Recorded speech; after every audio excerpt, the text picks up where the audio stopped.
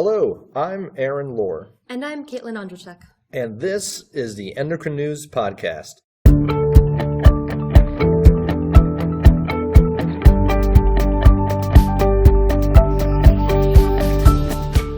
In today's episode, we'll be talking about neonatal vitamin D deficiency and insulin resistance. We're joined by Dr. Kyle McNerney of Washington University and St. Louis School of Medicine. Thank you for being with us, Dr. McNerney. Thank you for having me. Let's talk about maternal vitamin D deficiency for just a moment. Do we know how prevalent it is? We do have some idea of how prevalent it is, and it is quite common. Many studies indicate up to 2/3 of pregnant women have vitamin D deficiency. And again, we use various levels for determining that, but generally it's somewhere between 20 and 30 nanograms per milliliter. And what I think is most interesting about that is that this is occurring despite very routine prenatal vitamin supplementation. So your study identifies a relationship between the maternal vitamin D deficiency and offspring insulin resistance. Can you talk a little bit about how you were able to establish this connection and what mechanisms did you identify? A lot of our work initially was based on observational data of the prevalence of vitamin D deficiency in mothers, and that this did seem to have an association with childhood outcomes. There are several good studies looking at low vitamin D levels in moms and increased adiposity, BMI, and even insulin resistance in children as measured by HOMA-IR. And these effects start to become unmasked even in early childhood as young as 5 or 6 years of age. So working off of that premise, we wanted to view if vitamin D as a marker for malnutrition could establish programming early in life, even prenatally, that then persisted and could explain some of those associations we were seeing later in life. So a lot of our lab work with Dr. Carlos Bernal Mizrachi established a good mouse model that seemed to help explain how some of this effect could be mediated. So a lot of our work is done with the Kodimak mouse, which is a vitamin D receptor knockout mouse that's specific to macrophages. And with this mouse, we were able to show how a vitamin D receptor knockout in the macrophages could induce insulin resistance in mice, in these Kodimak mice. But what's even more neat is that we were able to rescue this mouse by doing bone marrow transplantation. So how we performed that was by transplanting irradiated Kodimak mice with bone marrow from both Kodimak or control mice, and we were able to rescue this phenotype of insulin resistance. If we weren't able to rescue that and say insulin resistance, were to establish in the newborn period, how might that affect that newborn's health later in life?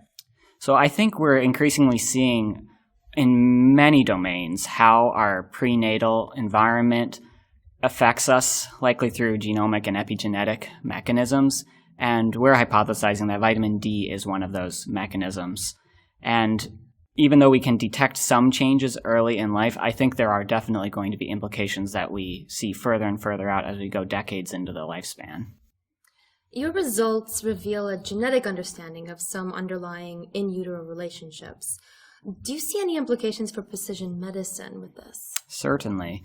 A lot of our work looks at vitamin D as a continuous variable, and I don't know if drawing a cutoff at one specific level is going to be important as just being in a deficient or sufficient environment, and that might vary for many people depending on their own genetic polymorphisms, their vitamin D binding protein. There are a lot of specific ways in which precision medicine could determine and alter how we're able to treat patients. Can you tell us a little bit about the results that you saw in the newborns as it relates to the vitamin D levels? Sure. So we did, again, see a large proportion of newborns with vitamin D deficiency, and we were able to isolate monocytes from their venous cord blood, which largely reflects the baby's environment right after birth.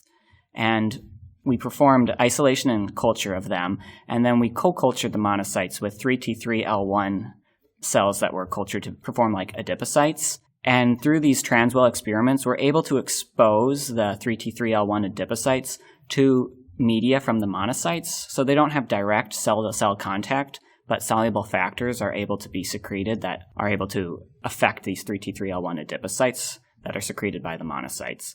And what we did find was a strong correlation of vitamin D deficiency with reduction in the insulin-stimulated 2-deoxyglucose uptake of these 3T3L1 adipocytes. When we looked for what soluble factors might explain this, we didn't actually find changes in TNF-alpha, IL-1, or IL-6, but we did find through a microRNA panel that there were several microRNAs that were significantly elevated in the media, and one was most elevated and most persistently elevated, and that was miR-106B. Can you tell us a little bit about the functions or what is known about this microRNA? So miR-106B is known to regulate GLUT4 expression in skeletal muscle and is actually found to be higher expressed in humans with diabetes. So that microRNA in particular caught our eye and seemed to suggest a possible mechanism by which vitamin D deficiency could be inducing this worsened insulin sensitivity in the 3T3L1 adipocytes. So we conducted some follow-up experiments, and we did again find that miR-106B was most highly associated with vitamin D deficiency in the monocytes. And then we performed some transfection experiments and found that while 3T3L1 adipocytes don't express miR-106B at all on their own, exposure to these monocytes or exposure to the monocyte media actually increases their production of miR-106B substantially. When we transfected these 3T3L1 adipocytes with a miR-106B mimic, we were able to induce insulin resistance. And when we transfected them with an antagomer of miR-106B, we were able to prevent induction of this insulin resistance. So do you think that this microRNA is a potential target for therapies that could be useful for this insulin sensitivity in newborns with vitamin D deficiency? I think it's an intriguing idea. The field of microRNAs is definitely growing, and they're found to be important in so many diseases and in so many tissues throughout the body that the idea of treating with an antagomer, as we do in our cell lines, sounds promising, but I think it would definitely have lots of tissue effects that we couldn't predict right now. So based on your results, I'm very curious about the public health implications of this research. Should we be reevaluating maternal vitamin D supplementation? I know that a lot of pregnant women are told by their physicians to take prenatal vitamins. Are these prenatal vitamins not supplying enough vitamin D, or are pregnant women not taking the prenatal vitamins as suggested by their physicians?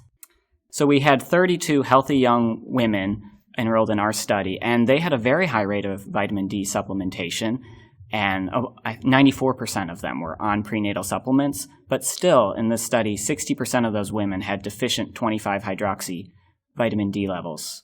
And this is then seen in the newborns as well, where 83% of the newborn infants had deficient 25-hydroxy vitamin D levels, and that's less than 20 nanograms per ml. So this again shows how vitamin D deficiency is occurring despite routine prenatal vitamin use.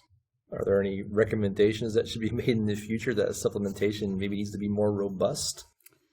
Well, currently guidelines don't suggest routine monitoring of vitamin D levels during pregnancy. I think this definitely suggests we might be missing a large amount of vitamin D deficiency in the pregnant population. And I think even more importantly, we're now starting to see accumulating evidence that this deficiency could play out both prenatally and then throughout the lifespan. Well, I wanted to thank you so much for stopping by and sharing your work with us. This is very illuminating. Thank you. It was a pleasure to speak with you today. That's all for this episode. Thank you for listening to the Endocrine News Podcast. To learn more, visit www.endocrine.org/podcast. There you can find this episode and some helpful links. You can subscribe to Endocrine News Podcasts on iTunes or wherever you get your podcasts. Be sure to leave a review on iTunes. And if there's a topic you'd like to see us cover on the podcast, let us know by emailing us at podcast@endocrine.org. Thanks again for listening.